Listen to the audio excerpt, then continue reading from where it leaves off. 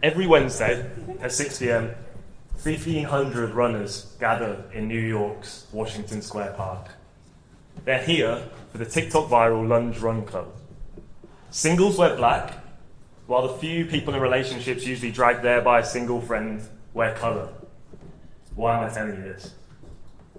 Fitness and the fitness industry as we know it has changed.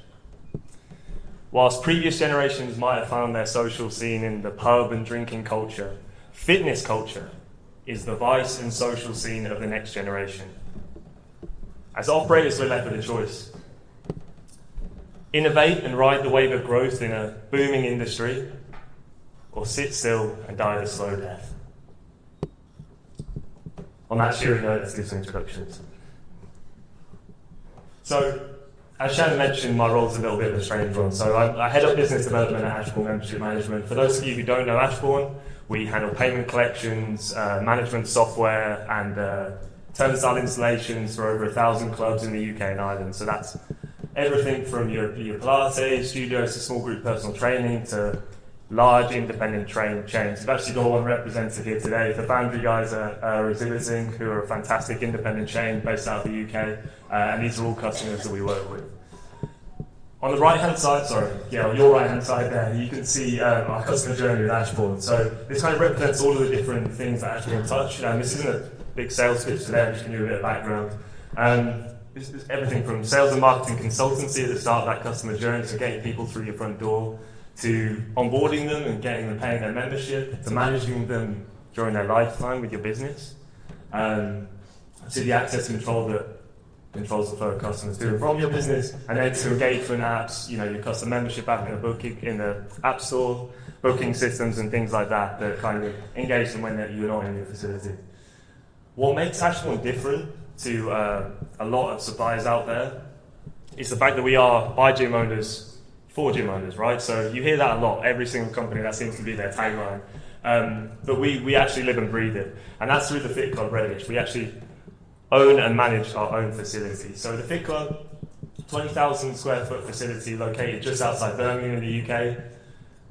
Bit of a everyman gym, we've got everything. We've got large gym floor, 4 studios, personal trainers, sauna facilities, and a membership of around 2,000. Ashbourne tests all of their products, all of their services in the gym. So we stress test everything, and then that's what goes out to our customers. So for you guys, the people we work with, whether you're a customer or not, we're testing products, we're testing innovations, we're testing marketing ideas in our club so that we can give you the best possible advice for what's working and what's not. So we are really for gym owners, by gym owners. The talk today is going to talk a lot about innovation, and when do we innovate most? It's when things aren't going that well, right? So, although we are an innovative gym, the last couple of years have been pretty difficult for the Fit Club, okay? We've had a lot of competition open. I'm not going to stand here and say that everything's rosy and hunky-dory. We've had a lot of competition open nearby, and that's squeezed us. Costs are going up, competition's growing, and because of that, we're innovating a lot. Okay, so there's a hell of a lot to get through today.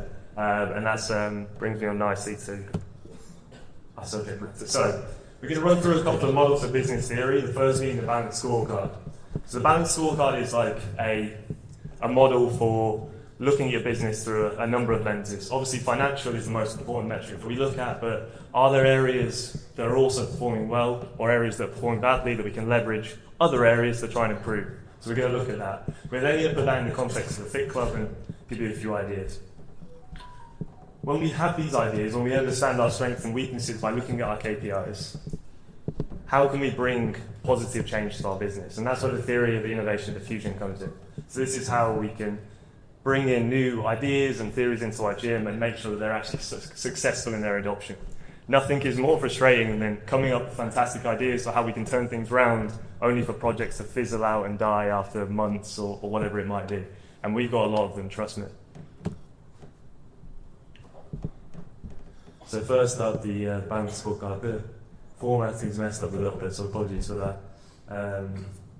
You kind of get the gist. So it's a 4-area model. Obviously, financial is something that we all look at. That's the most important, and I'm not taking away from that. But when you're in a situation where perhaps not all your financial metrics are where you want them to be, then this is where things like your customer satisfaction, you're the efficiency of your business, your internal processes, right? And your learning and growth of the team might be performing well, and you can leverage those things to try and improve other areas of your business. So where this makes a little bit more sense is where we put it into the perspective of the Fit Club. So I'm not expecting you to digest this. The slides are going to be available at the end if you want to crunch our numbers. But these are the real numbers from the Fit Club. And as you can see, our financials are taking a gradual decrease over the last couple of years. And this is in response to that squeeze that I'm talking about. So our costs are increasing, higher wage rates, minimum wage has gone up in the UK, higher business rates, commercial rates have gone up in the UK, stock has gone up with inflation, and utilities have obviously gone through the roof. So our costs have gone up. Our revenue growth has slowed right down. It's slowed right down. So membership sales have decreased. It's been supported by some higher ticket items like performer parties that we bought in, which has kind of brought that revenue up, but we're being squeezed. So a really important statistic that I want to draw your attention to is the return on capital employed. So as you can see, that has taken this really important metric of financial performance has kind of slowly declined over the last couple of years. And that's in response to this squeeze. I was chatting last night to John from Ashmore, and he said, I'm not sure if you should, talk about this. Haven't you taken your eye off the ball by talking about this stuff? And I thought what is quite a good lesson for me to share with you guys is that, yeah, I did. We should have acted on this stuff a long time ago. When 2 years ago this downward trend started, we should have been doing some of the stuff that I'm going to talk about today. So let me be a lesson to you. You can react to this stuff early when these figures start coming down. You can see that trend from Q3 24 of that downwards trajectory. But it's not all negative, okay? And this is where this metric, this model is really useful. So you can see that our customers love us. So our referral rate is through the roof. In fact, I'd like to push it down. I'd like us to be getting more more sales from other marketing channels. And our net promoter score is really high as well. So the people that do give us feedback and do talk about the gym, they like us, right? So we're well received. So there's stuff that we can leverage in a positive manner in our marketing, whatever it might be, to try and turn things around. Just moving down quickly, lost sales, which I'm going to talk about, that's also a really good rate. Means that we've got an effective sales team, and our project success rate. So this is something that we bought in that is essentially made up by us. So every new project that we launch counts towards the project success rate. As soon as we launch a project, we attach a goal to it, right? So the goal might be for a new class to have capacity utilization of 15 members out of 25 or something like that. If that new class in the month hits that level, then it's a positive mark against the project success rate. And what this means is it firstly gives us a list of new projects that we can give extra attention to while they're getting started. And if things are doing well, they get that positive mark. If they continue to do well, then they leave the project success rate metric, and we essentially let them go out into the wild and fend for themselves. So it's a really good model of ensuring that your projects are being followed through, they're getting the extra attention that they need when you're launching them, and that they can flourish. And then finally moving on to learning and growth. So like employee turnover is at a great level for us. And it goes back to that culture that we're creating with that promoter score and referral rate. People like the business, okay? When they're inside the business, they like the business. The staff are happy, the members are generally happy.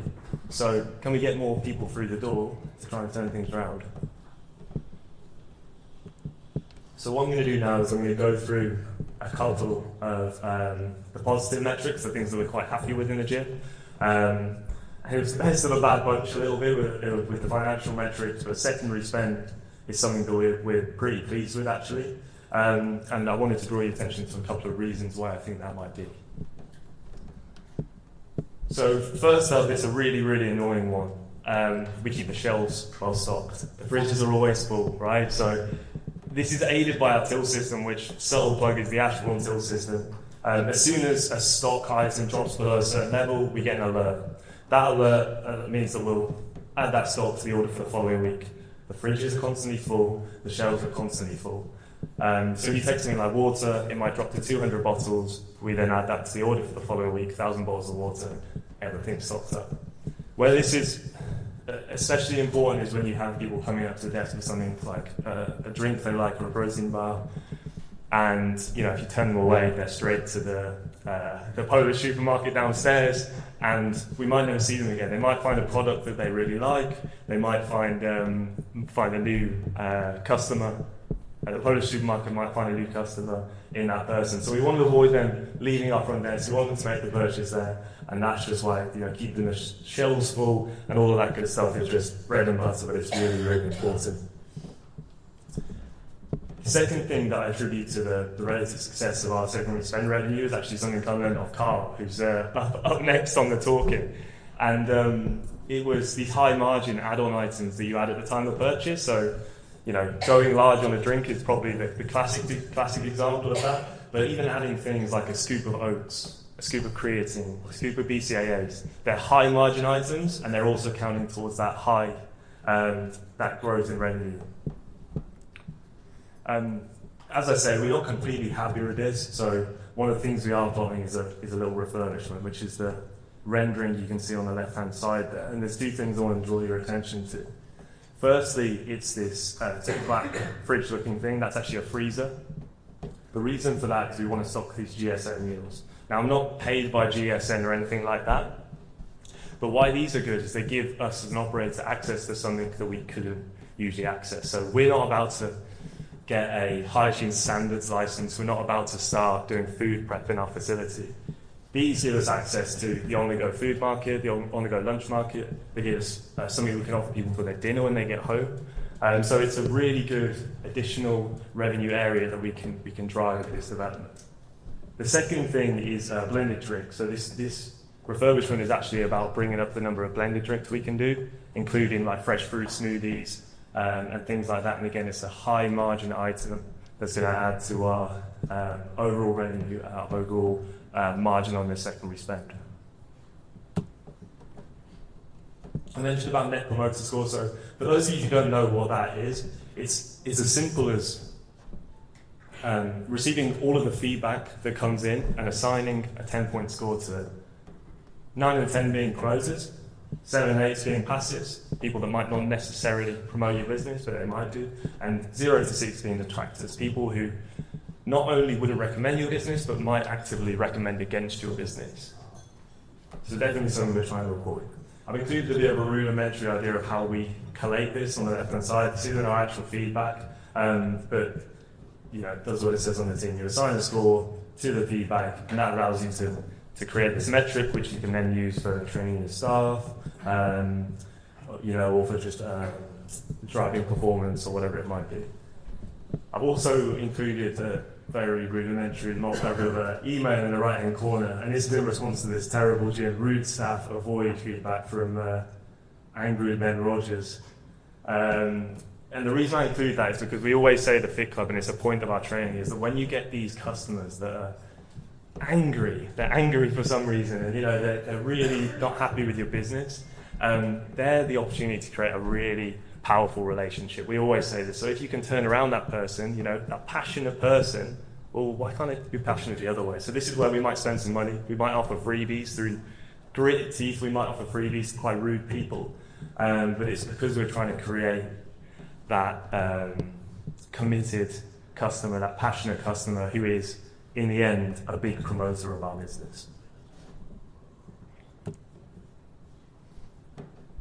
Okay, so I mentioned about our sales rate. So this is at 26%, which means that 26% of inbound inquiries we lose, don't sign up for the gym, which means that 74% of inbound inquiries actually convert to sales, which is an amazing figure. And this is why I say that our problem as a gym isn't necessarily the product, it's actually getting people through the front door. We're a small doorway on a high street, or off a high street, and we're a big upstairs gym, so it's like a TARDIS, so people don't really get the scale. We're not as well signposted as a lot of our higher budget competition, and because of that, we're not always difficult to find. But when people do come in, 74% of the time, they'll sign up, which is fantastic. So how do we do that? How do we manage that? We don't have a sales team. We run a really lean management structure. So on a Sunday afternoon, you might go to the gym and there's only one person working in this 20,000 square foot gym. How we do it is with software, is again with Ashbourne software, I can't lie to you. And we have this unitary prospect management system. All of the team that are on the front desk act as a sales team. They had their own area within here, their own pipeline, which is what you've got in the top right-hand corner. And they're awarded commission on sales. They're treated like a proper sales team. And all inbound inquiries go into the group pipeline, and they can pick them out and kind of compete over leads. We create a competitive environment. People are awarded if they get the most sales in a month, bring in the most revenue. We have competitions. We're trying to create a competitive sales team within the facility, and they love it. It's like well received. The other way that we've kind of managed this and made sure that we don't have any data leaking, so that's people coming into the facility, going for a tour and not leaving their details, is we have these smart name tags. Okay, so this is an NFC card. So these are just available online. It's the same technology that's used in bank cards, and you can attach a web link to this card. If you hold it near a phone, the web link will pop up. Super simple. The links that we have attached to that card are the clever bit. So if you scan it, it brings up the black screen. Set the scene. I've just had a tour with Drew. I'm going to select Drew on that screen, and then it's going to bring up these links. If I've just had a tour and I don't want to sign up, I'll fill out the tour link. What's clever about this is then it's going to give customized communications from Drew to that member. It's going to, let's give the example that Drew's into his martial arts. It might say to that member, why don't you come along to my martial arts class on Thursday night? With me, Drew. It's that personal, customized experience. And it also, if that converts, Drew is awarded the commission. So it's that sales team environment again that's working behind it. So that's really effective and something that's definitely worth looking at. Final positive one before we go on to some slightly more concerning metrics. The secret shopper score. So our secret shoppers, some of you might use these, are just people from our local community that we work with. We have a questionnaire that we have, and on that questionnaire we're looking at process elements and we're looking at brand elements. Okay, so process elements might be things like what I've just showed you, making sure that that person has tapped the card, they filled out their details if they haven't signed up. That's a classic process element. Brand things might be, did they smile at you when you got into the gym? Did you receive a warm welcome? These are all things that for our brand are really important. Were they sat on their phone behind the desk, which is terrible. So the secret shoppers questionnaire is all about that, and that's also something definitely worth looking at. As you can see, we perform well on that. My only slight concern with this is that sometimes we'll reuse secret shoppers, so there is a chance that the staff start to recognize these kind of shifty people who are asking a lot of questions. So, in your own activities, it might be worth, really casting your net wide if you try to do that. But yeah, definitely something useful worth looking at for your facility. Okay, and then moving on to some of the formatting is really done dirty on me here. I don't know what that random line is. Moving on to some more, only one questionable element I'm going to talk about on 3 different slides because it is our biggest area of concern at the moment, and it's this return on capital employed. So this is the main financial metric that we look at, and it was the squeeze that I was talking about earlier. Rising costs, slowing revenue, and what we're doing about it. So we've got 3 months worth of planning lined up here, and why this is a particularly concerning metric is because I don't know if it's the same for you, but the last 3 months of the year is our worst time. It's terrible. Engagement goes through the floor, sign-ups slow down, and like I say, we're not in a position where we can be complacent about where we are at the moment. We really need to see some positive growth. So in the last 2 years, we've had a net loss of 100 members in both of the last quarters of 2024 and 2023. So this is even more important for us now, and this is what we're going to be doing. So really good offer to, one second, drying up. Really good offer is this £18.50 for your first month. So that's 50% off your first month, no joining fee. You can't argue with that. It's cheaper than all of our budget competition in the area, and we've got this offer. That's what we're going to be standing by for the next 3 months. This is what we're going to do with it. So Grant, my business partner, he used to work for a well-known fitness marketing agency, and this is something that's come from him. It's this multi-channel way of distributing your marketing content. So things like ChatGPT, this is where they really earn their corn. you can ask ChatGPT for all of the marketing channels that are available to you. It can scour your website and check these things, and it'll come up with something like this. So throughout the next 3 months, we're going to be constantly hitting all of these different channels and canvassing the area, making sure that there's not a single soul in the town of Redditch and beyond that doesn't know about our offer, how good it is, all of the different things that we offer and why we're better than the budget competition. So that's the first thing that we're going to do. The second thing that we're going to be doing is an engagement piece. So, as I say, everyone dies off towards the back end of the year, or a massively high proportion. You know, the gym's not a complete ghost town, but it's the quietest in this period of the entire year. So this is an engagement piece that we're going to be doing. Member of the year. So, 5 ways to become member of the year. Team member of the year. So the team select who they feel deserves the title of member of the year. Members member of the year. So our members are going to vote for who they think is the member of the year. We'll put that out on socials, we'll make a big fuss about it. Class hero, so the person who's attended the most classes for the year will be up in the running.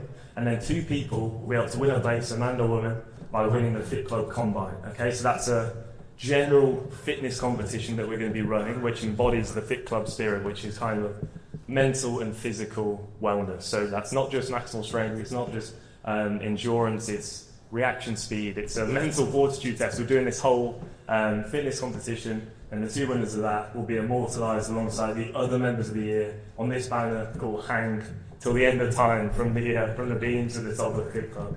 Why I really like this is because I don't know if you've been to any like sport club houses or anything like that, but they have these lists of years gone by, going back to like 1894, and I like the idea that, you know, when I'm gone this will still be going, but maybe that's wishful thinking. But yeah, so that's something we can run every year going forward, which I love. That's fantastic. So yeah, big engagement piece. And the second reason that's really positive is we're going to be creating a huge amount of noise across all of our different channels. All of those channels that I've just shown you on the previous slide are going to be getting hit with this stuff as well. Okay, and then more on the return on capital employed as we move into December. Big Christmas party.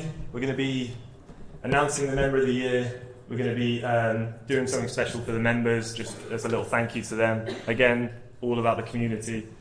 You know, when you've got a strength like that, you want to look after it. So all about the community, and also doing something for the team as well. And then the final promotional effort that we're going to be doing is this, is utilising the most loyal members that we have. Okay, so we're going to be contacting at the end of November people who have been in the gym for 4 years or over, and we're going to be reaching out to them with a personalised offer. Bring any of your friends and family for £10 for the rest of the month. Like the other offer, that goes up to full price after a month, so we're hoping to get some people in. You've heard it all before, I can see it in your eyes.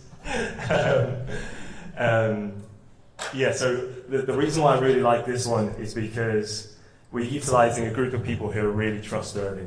So we know that we can trust them. We know that the people that we're going to be bringing in are decent people. Well, that's the thinking behind it, because they've been with us for so long, we've not had any problems. And so we've got this other stream. It's also something nice for them. You know, £10 for a gym membership, we've got a sauna and all that good stuff, is crazy cheap. And like all of our offers, it's that model of cheap now and then it goes up to full whack. So let us prove to you, let's build that trust, and then let's see what happens. All of this stuff we're going to be running alongside, you know, November campaigns, Halloween, all the good Christmas content. So we just got a huge amount to talk about for the next few months. And we should have been doing this months ago, as John pointed out last night, but we're doing it now, and it's going to be really interesting to see what the effects of this are. So I'll give you some information on how you can follow our progress at the end of the talk. But yeah. So we've looked at the Balanced Scorecard, and we've looked at how we can analyse strengths and weaknesses across a load of different areas of our business.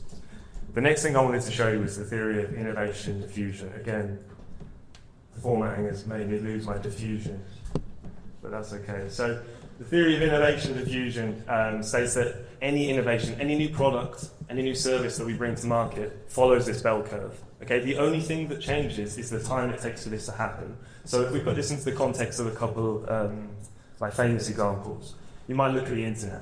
The internet is well through this process. There's not, I would imagine, any people in this room that aren't using it, so we're pretty much all the way through the population. The only people that we might have are a few stragglers in Outer Mongolia who haven't got there yet. But then we look at something like solar panels and solar power. It's only just coming up to the early majority, really. I can't imagine too many people in this room have solar panels. I know I won't. So everything follows this plan. And you could put this into the context of your gym when you're launching new classes, new schemes with your team, whatever it might be. You might find that some people take on everything that you do. They're like, oh, I think I'll be doing something. I'm going to sign up for that right now. But then some people, are a bit more risk averse. So those early people are the early adopters, the innovators. They're the guys that stand in the queue at Apple and buy the iPhone on the first day it comes out, even though they could wait a week and get it like next day delivery or walk straight into the shop. These guys believe in the brand, they believe in you, and they're the people you can absolutely rely on. Then we have this chasm, okay, and this is the graveyard of failed projects. This is every class that you've launched and it's never really got started. This is the new hire that never really got started. This is whatever it might be. But the only way we can have success with a product, a service, an idea that we're launching is if we can hit this majority. So if we hit this majority, that's where commercial success is. You don't have to worry about the laggards, but commercial success is in these middle sections. The early majority, they want to try before they buy. They want to see that they're not going to be let down by whatever it is you're putting out. Okay, so they might be scouring the internet for feedback on Google or whatever it might be, Trustpilot. They might be asking AI, which is becoming more and more common. So you need to think about your trust signals on the internet, how you're perceived on different websites is how AI will tell people whether to recommend your gym or not. And then we've got the late majority, even more risk averse. Okay, these are the guys that do all of the above. They ask the internet, but then they also come in and they say, "Can I have a free pass, please?" Or they ask if they can have their money back if they don't like the class or whatever it might be. Okay, and then bringing up the rear, we've got the laggards. So these are people that will only make a decision if they absolutely have to. Okay, they're stubborn. They're set in their ways. These are the guys that are still rocking the Nokia 3310. They're way behind the times, and when you might have people in your facility, if we give it a fitness context, who they're adamant they'll never try a fitness class, or they're so stuck in their ways with one method of training. And these guys are your laggards. The thing with laggards is if you can convince them to make a purchase decision, and you're talking about the most committed members, they're so hard to move from a position that you might get someone really good. And we're all laggards for something, by the way, so that's something worth thinking about. Do you have an air fryer is a good example. Maybe you're a laggard, who knows? Okay, and then the rate and the time it takes for your innovation, your new product, your idea to diffuse through a population is determined by these 4 factors. So, firstly, the innovation itself. Is it trialable? Is it easy for your customers to understand? Can they try before they buy? Yeah. Is it complex? Is it too complex to understand? Whatever it might be. The communication channels that you're using. So it's what I just talked about with that multi-point marketing campaign. Are you hitting all of these different channels and giving your innovation the best chance of diffusing amongst your population? The time that it takes, you can't be bringing an innovation into life and not considering the time it takes before you're going to run out of money to fund it or whatever it might be.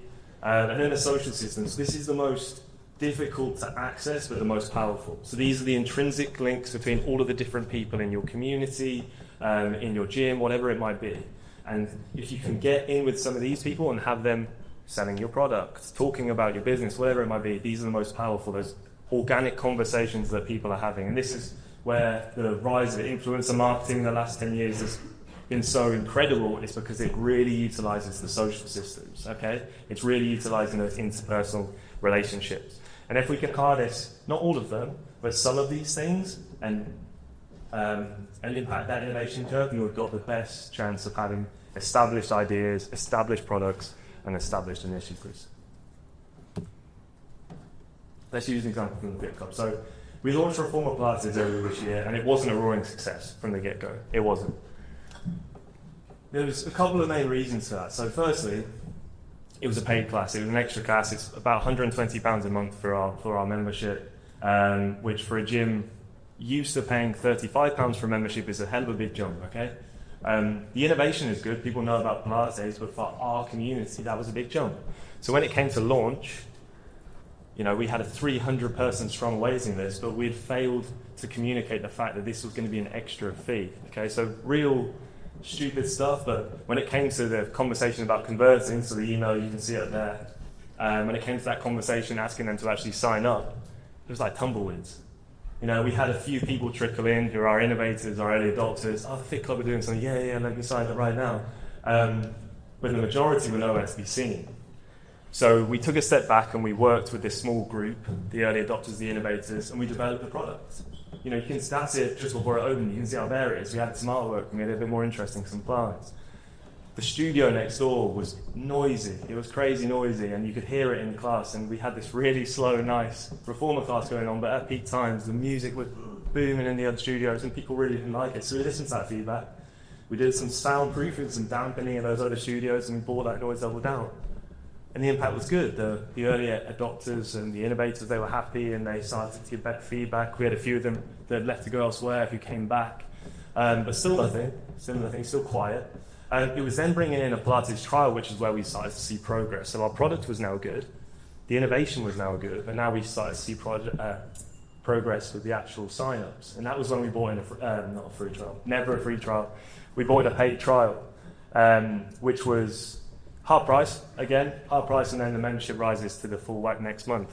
That was last month. We had our first sign-ups last month, and we've already seen the first people paying their full whack membership start of this month, which is fantastic. In the last 2 weeks, we've had 14 people sign up to that trial. So we're starting to move into that majority, and it's because we listened to the people who are actually using the product, we've listened to the ones that are engaged, and now we're moving.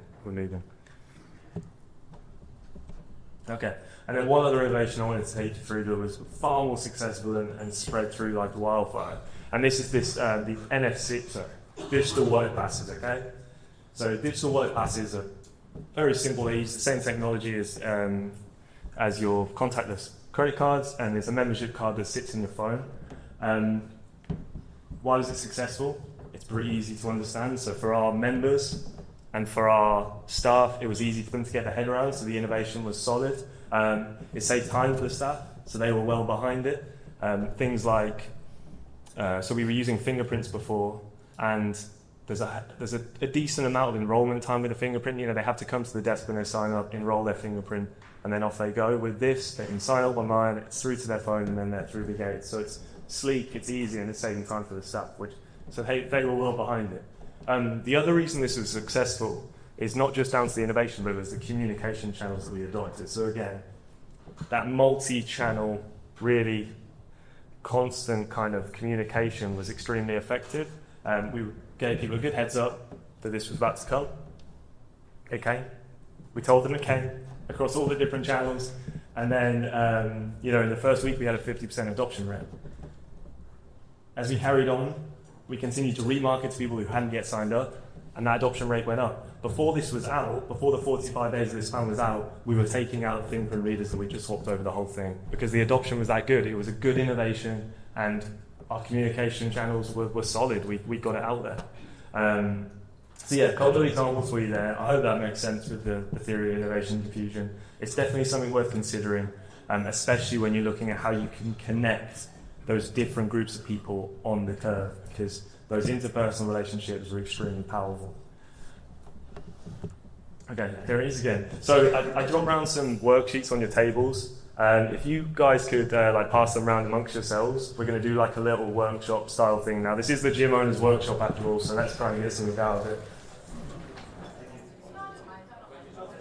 Yeah, cool. So first up we've got Jason. Jason's recently launched ROCE, which I'm sure many of you have kind of done yourselves as well, and he's only been open for 2 months, so still in the early adopter stage, but he's getting a lot of feedback about people struggling with like the difficulty level. So he's got people at the top end who don't think it's hard enough, and he's got people at the other end who think it's way too hard. So he's now juggling with how he can kind of make solutions that suit both parties. So that's something I'm sure we can all relate to. Yours is the same. Go for it.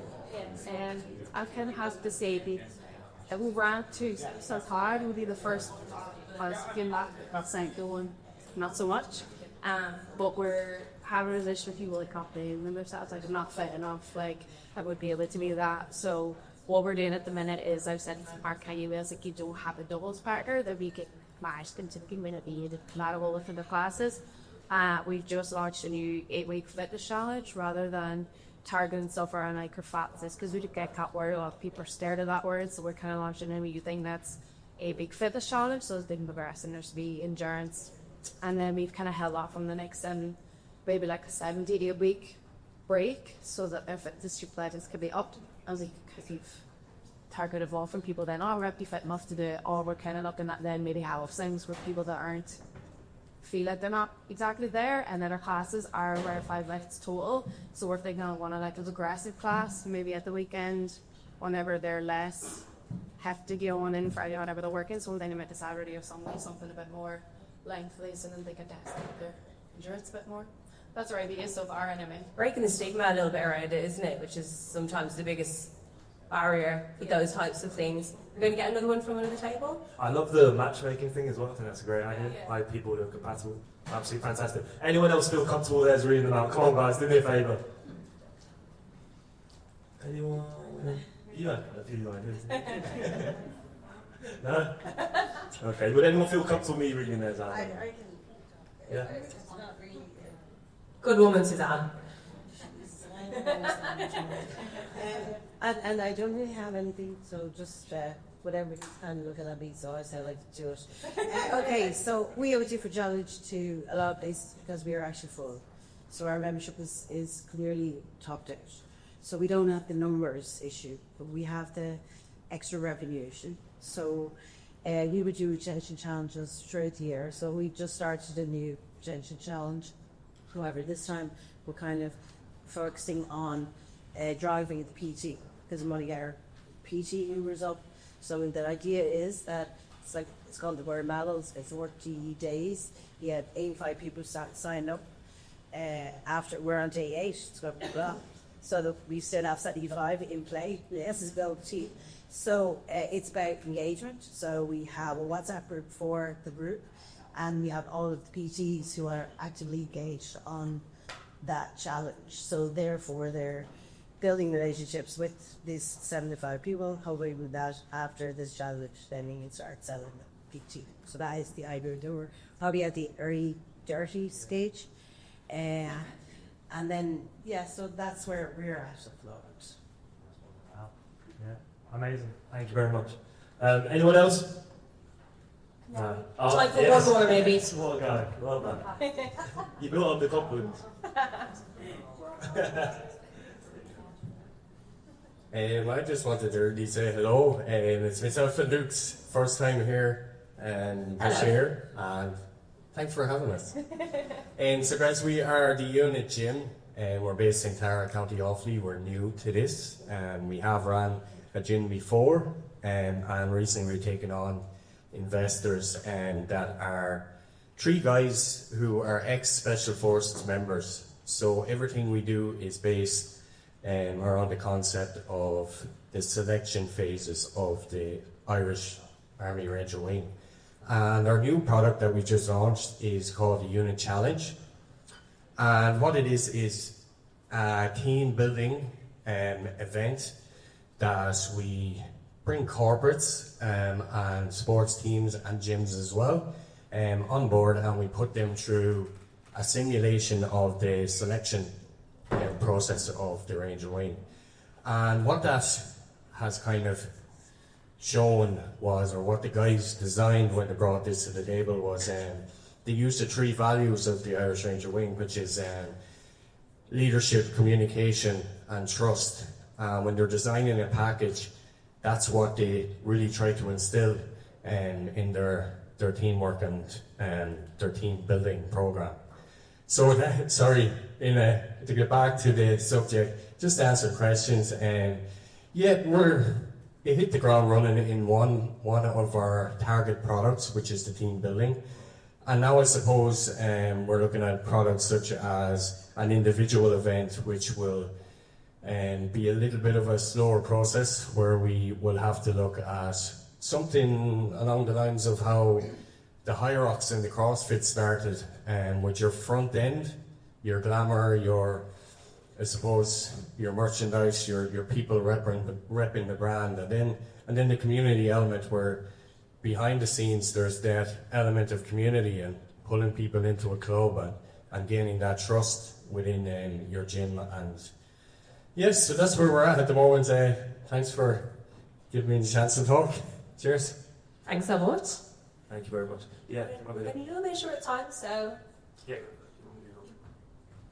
Oh, yeah, okay, great, thanks. I didn't actually realise you were right again, so that worked out perfect.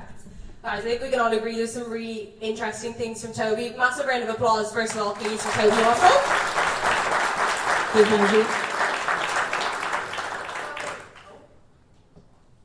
This bike does not like me. Can I have, just for a sec? My voice is loud enough anyway. So, we are going to put a couple of questions out to you guys. So hopefully, you've had time to think about all of the useful metrics that Toby shared with us. Obviously, anything regarding his operations at the Fit Club and his Ashbourne experience, where that kind of comes into it. But anything at all, guys, that you have to ask Toby while he's here, if you want to pop your hand up and I'll come to you at the mic. Fantastic, thank you, Laura. Hi, we just noticed that you made an exclamation and you were like, nothing for free. So we just kind of briefly spoke to Shannon about it and why you kind of have that incentive around nothing for free. Yeah, so we had done stuff for free in the past, mostly in the early stages, and we found that the quality of person coming through the door sometimes wasn't what we were looking for. I think that it is different if you're doing kind of small group model. I do know a lot of small groups, training facilities that are able to adopt that freemium thing. Sorry, not freemium, but a free trial and then it goes for paid membership. But for us, when we did it, we found that we were getting the wrong kind of people coming in. The only shop thieving incidents that we've had have been when we've run free trial things. Like people coming in, lying about their name, lying about their details, taking a free trial, and then abusing the facility. So the trials that we're running at the moment, where it's that really good offer, we build up the trust with that really good offer, and then it goes up to the full price the next month. Seem to work really well, and they seem fair for all parties. So yeah, that's what we're going to be sticking with for the foreseeable. Do you think that having free trials slightly kind of devalues service and what you're offering as 100%. well? So that was what we found with Reformer, is that we were giving away a lot of free trial memberships and the conversion rates were terrible. But when we did the paid trial, they were really good. People understood the value of it. They understood they're getting something of high quality for a good price, and then obviously they're more willing to pay when it comes to it. It's less of a jump. You know what I mean? Yeah, it's good. I mean, on another kind of similar topic as well, if you were maybe a new gym that was opening up, for example, we get it quite a lot. I speak to a lot of gym owners on a daily basis, and one of their questions is always, how do we start? How do we pre-sell the gym? How do we get people through the door initially? And a lot of people start off with free trial. That's like the instant assumption of what will get people in the door. But I'll often say to them, actually, no, why? Why are you giving something for free? Those people that are paying nothing are not going to pay again. However, even if you put a small price on that first month, I mean, the adoption rate is going to be, as you said, more sustainable for a business model going forward, right? Yeah. Interesting. Cool. Any other questions, guys? Do you think that adding the day pass can help increase memberships? So the day pass for us, we used to give away a lot of free passes against that free trial thing, but we found... Like a paid day pass? Yeah, so that's right. So we bought in a paid day pass. We were already offering a paid day pass, so we were militant about the paid day pass. There's no free passes, you pay the day pass. If you then sign up to full membership, you get the price of the day pass back.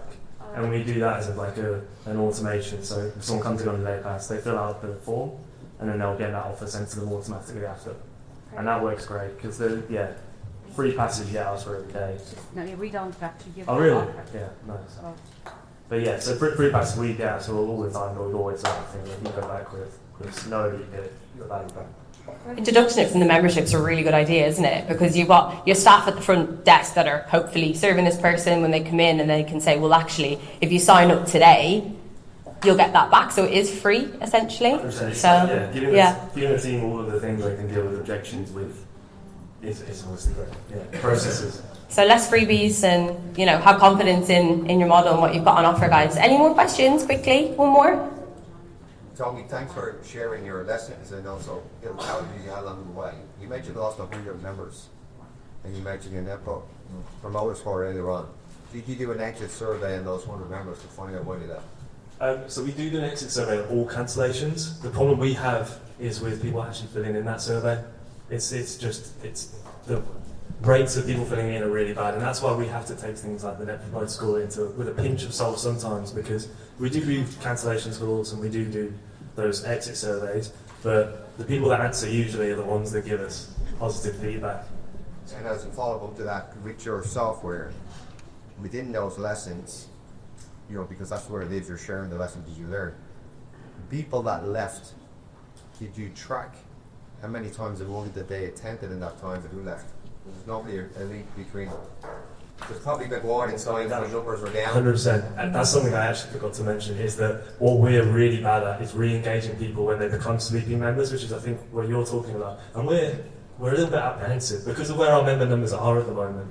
We've never done it, so I can't say too much about it, but we don't feel brave enough almost to go to those sleeping members and be like, come back and re-engaging them actively. We're too afraid of that response that's going to be, can you just cancel my membership? And that's something when things do improve for us, when we get back to some of those old levels, that we'll definitely be bringing it, because long term it's undoubtedly beneficial, and it's the type of business we want to be with. It's one that doesn't rely on those kind of members. I think we'll definitely bring that up on the industry panel later. It's a really interesting topic, is the controversy around sleeping members, good thing, bad thing. We've all got kind of our own way of handling that, but that's all we've got time for questions.